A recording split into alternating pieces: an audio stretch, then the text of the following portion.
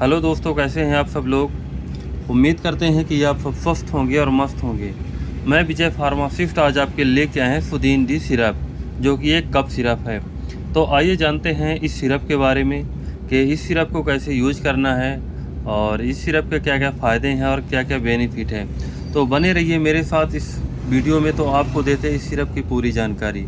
तो इस सिरप की पूरी जानकारी पाने के लिए वीडियो को पूरा लास्ट तक ज़रूर देखिएगा।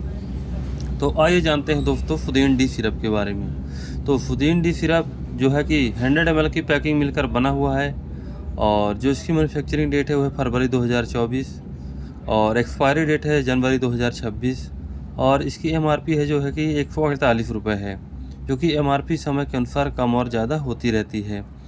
और जो इसमें आप देख सकते हैं कंपोजिशन मिला हुआ है dextromethorphan hydrochloride diphenhydramine hydrochloride and phenylephrine hydrochloride मिला हुआ है, जो कि खांसी का बहुत अच्छा कंपोजिशन है।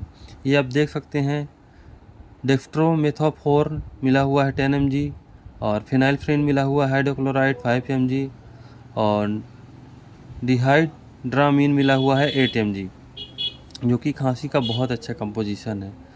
और जो इसको कंपनी बनाई है वो बनाई है ग्रुप फार्मास्यूटिकल लिमिटेड कंपनी द्वारा बनाई गई है, जो कि एक ब्रांडेड सिरप है।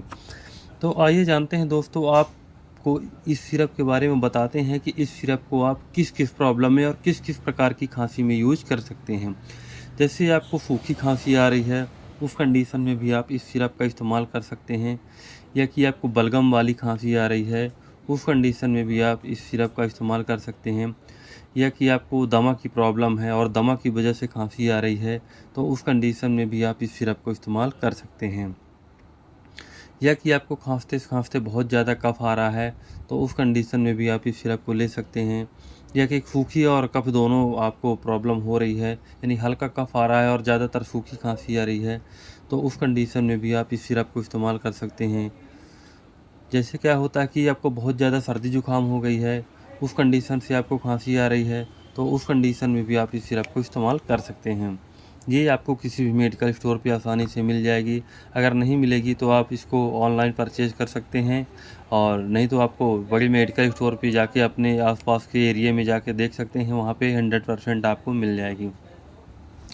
तो आपकी खांसी किसी भी प्रकार को हो, या कि सूखी हो, या कि गीली खांसी हो, या कि दमा की खांसी हो, या कि अस्थमा की खांसी हो, या कि कब्ज की खांसी हो, या कि जुकाम की खांसी हो, या कि एलर्जी की खांसी हो, तो इस सिरप को बिल्कुल भी आप यूज कर सकते हैं। तो खांसी का बहुत बेस्ट सिरप है और डॉक्टर द्वारा सबसे ज़्यादा लिखे जाने वाला सिरप है। और ध्यान देना है दोस्तों, इस सिरप को बच्चों को बिल्कुल भी आपको इस्तेमाल नहीं कराना है। इस सिरप को अगर आप इस्तेमाल कराते हैं तो 20 साल से ऊपर के एडल्ट व्यक्ति को इस्तेमाल करा सकते हैं। तो आइए जानते हैं इसके डोज इसको कैसे लेना है। इसको सुबह शाम ले सकते हैं, खाना खाने के बाद 1 ढक्कन सुबह और 1 ढक्कन शाम। ये देख सकते हैं, ये ढक्कन में आप इसको 10 ml सुबह और 10 ml शाम ले सकते हैं 2 टाइम।